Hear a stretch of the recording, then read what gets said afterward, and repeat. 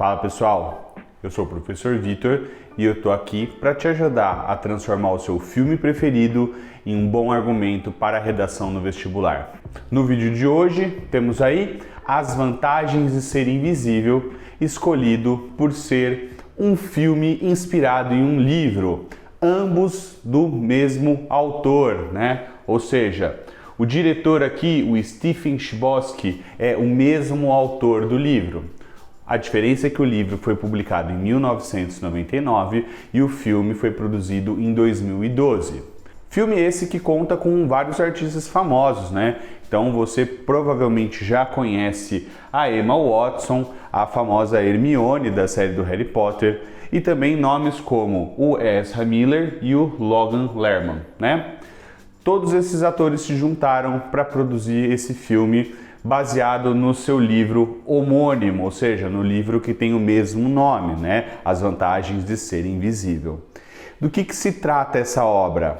Segundo a sinopse, o filme fala sobre um jovem tímido que se esconde em seu próprio mundo até conhecer dois irmãos que o ajudam a viver novas experiências. Embora esteja feliz nessa nova fase, ele não se esquece as tristezas do passado que tem origem em uma chocante revelação. Sendo mais específico, pessoal, a obra toda gira em torno desse personagem principal, que é o Charlie, interpretado por Logan Lerman, que é um jovem aí de seus 15 anos e passa aí por um drama na sua vida pessoal. Ele tem problemas de depressão, problemas relacionados ao suicídio e se muda para uma nova cidade, para uma nova escola, em busca de reconstruir a sua vida. Nesse contexto todo em que o filme vai falar sobre questões importantes que vamos relatar agora na sequência. No caso, esse assunto é a depressão e o suicídio, principalmente entre jovens, não é mesmo? Segundo a OMS, no Brasil, cerca de 12 mil pessoas tiram a própria vida por ano. No mundo, esse número chega a 800 mil suicídios anuais. Em mais de 90% dos pacientes que se suicidaram, havia uma doença mental relacionada, sendo a principal delas a depressão.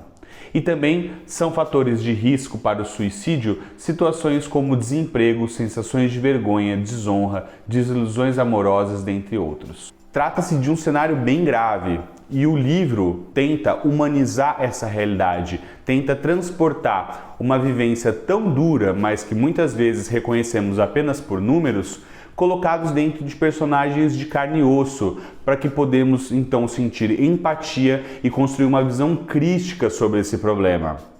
Entretanto, a pauta da depressão e do suicídio não tem apenas notícias ruins. A gente pode pensar em avanços já produzidos em relação a este grande tema. Como, por exemplo, pensar que o suicídio tem prevenção em 90% dos casos e que a cada dia o debate sobre suicídio vem se tornando mais popular, né? Quebrando o tabu que envolve tal assunto. A cultura pop, por exemplo, está recheada de obras que estão falando sobre isso. O recente fenômeno da Netflix, 13 Reasons Why, e também filmes ganhadores de Oscar, como O Lado Bom da Vida e Nasce uma Estrela, todos esses têm temáticas que envolvem questões relativas à depressão e o suicídio. O que facilita na popularização desse assunto e também na proposição de perspectivas para solucionarmos esse tipo de doença. Novamente, a OMS, a Organização Mundial de Saúde, nos últimos anos tem se ocupado em distribuir cartilhas que falam sobre esse tema e já temos aí, aqui no Brasil, pelo menos há mais de 5 anos, a campanha do Setembro Amarelo, que vai, nesse mês do ano, trazer pontos de vista, ideias, reflexões para que estejamos atentos a como essa realidade assola nossas vidas, certo? A partir da exposição desses dados, desses comentários, a gente pode voltar para o filme. Como que o filme lida com esse assunto e quais são os pontos positivos do andamento que a obra dá para essa temática, né? No meu ponto de vista, esse filme acerta 2 vezes ao estabelecer a temática tanto da depressão quanto a perspectiva do suicídio.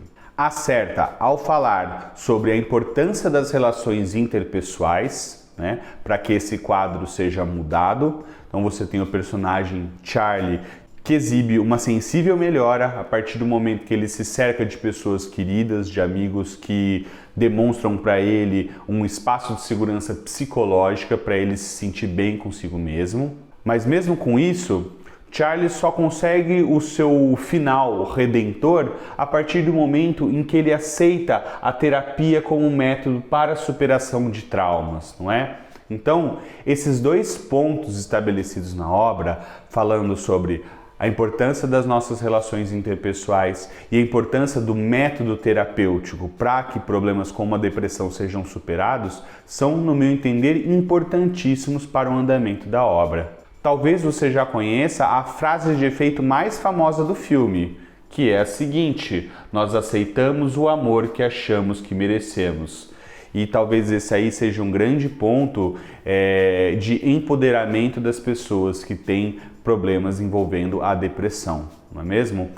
Muitas vezes esse tipo de doença cria uma perspectiva na vida dos seus portadores de que eles não merecem coisas boas para suas vidas. E essa é uma perspectiva que é quebrada durante o filme e se torna algo muito interessante de se ver. Esse talvez seja um dos motivos do sucesso que essa película teve ao longo dos anos, ok? Mas agora, para a gente fechar nossas ideias aqui, eu paro para pensar sobre onde esse tipo de temática pode cair. Em primeiro lugar, eu penso em provas da área da saúde, né? Sabemos que alguns vestibulares que são fechados para cursos como medicina, por exemplo, têm todas as suas propostas de redação voltadas para a área da saúde. Então, é aqui uma possibilidade, não é?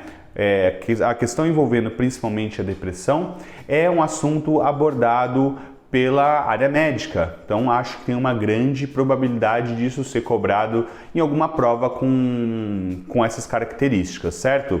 Outra prova que combina muito com essa temática é o Enem, né? Por quê? Porque o Enem sempre vai lidar com a problematização de algum assunto que está em pauta na nossa vivência cultural, não é?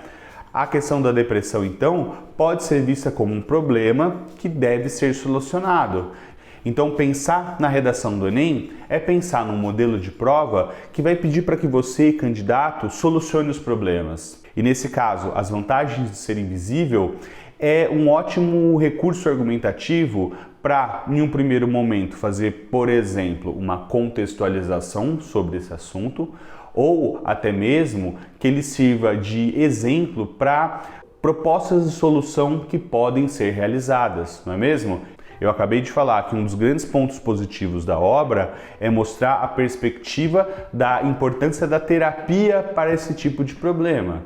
Então você pode construir uma proposta de intervenção relativa a isso, por exemplo, né? Ficam aí então as dicas de hoje, pessoal. Se você gostou, comenta aqui embaixo, me dá sugestões, quais outros filmes você gostaria de ver, e eu espero vocês numa próxima, tá? Até mais!